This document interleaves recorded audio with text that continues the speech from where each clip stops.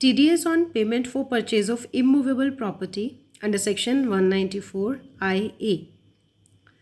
As per this section, कोई भी person अगर किसी इंडियन रेजिडेंट से कोई इमूवेबल प्रॉपर्टी परचेज करता है और उस प्रॉपर्टी की जो सेल वैल्यू है दैट एक्सीड्स ₹50 lakhs, तो उस सिचुएशन में he is liable to deduct TDS at the rate of 1% of the sale value under income tax law.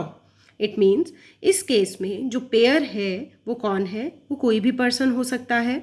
जो पेई है जिससे हम इमूवेबल प्रॉपर्टी को खरीद रहे हैं वो इंडियन रेजिडेंट होना चाहिए. किस रेट से TDS डिडक्ट किया जाता है? At the rate of 1% of the sales value. और कंडीशन क्या है? अगर जो इमूवेबल प्रॉपर्टी की जो ट्रांजैक्शन वैल्यू है वो 50 लाख से ज़्यादा है तभी TDS डिडक्ट किया जाएगा, अदरवाइज TDS डिडक्ट नहीं किया जाएगा. अब इस केस में अगर ट्रांजैक्शन वैल्यू 50 लाख से ज़्यादा है, सपोज 60 लाख है, लेकिन जो पर्सन पेमेंट कर रहा है वो इंस्टॉलमेंट्स में कर रहा है, तो हमें इंस्टॉलमेंट्स की वैल्यू को कंसीडर नहीं करना है. हमारा कंसर्न पूरी सेल्स वैल्यू से है और क्योंकि वो 50 लाख से ज़्यादा है तो TDS को डिडक्ट किया जाएगा. अब इस केस में एक एक्सेप्शन है कि कोई भी TDS डिडक्ट नहीं किया जाएगा अगर जो इमूवेबल प्रॉपर्टी है वो एग्रीकल्चरल लैंड है और वो रूरल एरिया में सिचुएटेड है. TDS on payment of compensation on acquisition of immovable property section 194 LA. ये सेक्शन उस केस में एप्लीकेबल है जब कोई लैंड या कोई भी बिल्डिंग कंपल्सरली एक्वायर करती है कोई भी गवर्नमेंट या उसके द्वारा कोई भी अपॉइंटेड एजेंसी है, तो उस सिचुएशन में इस जो भी पेमेंट की जाएगी उसमें से TDS को डिडक्ट किया जाता है और उसके बाद पेमेंट की जाती है. अब यहाँ पर ये जो सेक्शन है ये किस पर एप्लीकेबल है? किसी भी पर्सन पर पेई जो अपनी इमूवेबल प्रॉपर्टी जिसकी इमूवेबल प्रॉपर्टी को एक्वायर किया जा रहा है वो इंडियन रेजिडेंट होना चाहिए. किस रेट से TDS को डिडक्ट किया जाता है? जितनी भी कंपनसेशन की अमाउंट दी जाएगी उसका 10% TDS डिडक्ट किया जाएगा. और इसकी कंडीशन क्या है? TDS तभी डिडक्ट किया जाएगा अगर कंपनसेशन की अमाउंट 2,50,000 से ज़्यादा है. अब इस सेक्शन के पॉइंट ऑफ व्यू से इमूवेबल प्रॉपर्टी मीन्स कोई भी लैंड, कोई भी बिल्डिंग या उसका कोई भी पार्ट हो सकता है, लेकिन इसमें भी एग्रीकल्चरल लैंड को इंक्लूड नहीं किया जाता.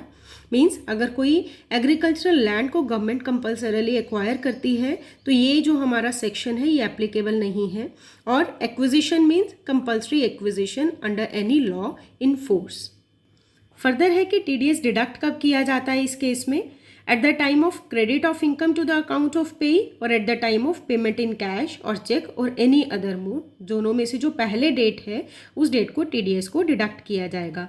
इट मीन्स कि जब जो पर्सन इसे खरीद रहा है, एक्वायर कर रहा है, जब वो अपने अकाउंट में इसकी एंट्री करता है या फिर जब इसकी पेमेंट की जाती है, दोनों में से जो डेट पहले है उस डेट को TDS को डिडक्ट किया माना जाएगा.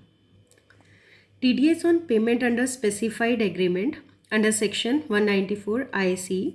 अब इसको जानने से पहले ये जानना ज़रूरी है कि स्पेसिफाइड एग्रीमेंट है क्या.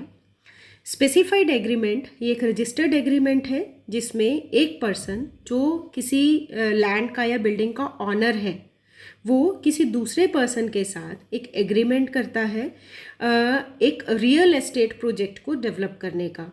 मीन्स यहाँ पे दो पार्टीज़ हैं. एक पार्टी जो ऑनर है लैंड या बिल्डिंग की और दूसरी पार्टी जो डेवलपर है और वो उसकी लैंड या बिल्डिंग को एक रियल एस्टेट प्रोजेक्ट में डेवलप करने का एग्रीमेंट होता है उन दोनों पार्टीज़ के बीच में. और उसके बदले में जो लैंड ऑनर है उसे कैश पेमेंट भी की जा सकती है और जो रियल एस्टेट प्रोजेक्ट है उसमें उसे शेयर भी दिया जा सकता है. तो ये जो हमारा सेक्शन है 194 IC ये एप्लीकेबल है अगर स्पेसिफाइड एग्रीमेंट में कैश पेमेंट की जाती है. तो उस सिचुएशन में कोई भी पर्सन जो इंडियन रेजिडेंट को कैश पेमेंट करता है अंडर स्पेसिफाइड एग्रीमेंट तो उसकी ये रिस्पॉन्सिबिलिटी है कि वो उस कैश पेमेंट में से 10% डिडक्ट करे एज TDS और उसे सेंट्रल गवर्नमेंट के अकाउंट में डिपॉजिट करें. अब फर्दर इसमें जो सिचुएशन क्या है, पेयर है, इसमें कोई भी पर्सन हो सकता है, पेई इंडियन रेजिडेंट होना चाहिए, रेट ऑफ TDS 10% जो सम पे किया जाता है अंडर स्पेसिफाइड एग्रीमेंट। और कंडीशन क्या है कि टीडीएस तभी डिडक्ट किया जाएगा अगर कैश में पेमेंट की जाती है और काइंड में पेमेंट नहीं की जाती। TDS on fees for professional और टेक्निकल सर्विसेज, सेक्शन 194J। इस केस में अगर कोई भी पर्सन किसी दूसरे पर्सन को जो इंडियन रेजिडेंट है उसको कोई फ़ी पे करता है उसकी प्रोफेशनल या टेक्निकल सर्विसेज के लिए, और जो फ़ीस की अमाउंट है वो एक स्पेसिफाइड लिमिट से ज़्यादा है, तो वो लायबल है उस फीस में से टीडीएस को डिडक्ट करने के लिए और बची हुई अमाउंट को पे करने के लिए। अब ये जो सेक्शन है 194J, ये किस किस पर एप्लीकेबल है? ये हर उस पर्सन पर एप्लीकेबल है, लेकिन इसमें हम सभी पर्सन्स पर एप्लीकेबल है, लेकिन इसमें हम इंडिविजुअल और एचयूएफ जो सेक्शन 144AB में कवर नहीं होते उन पर इसे एप्लीकेबल नहीं करते। मीन्स हर वो पर्सन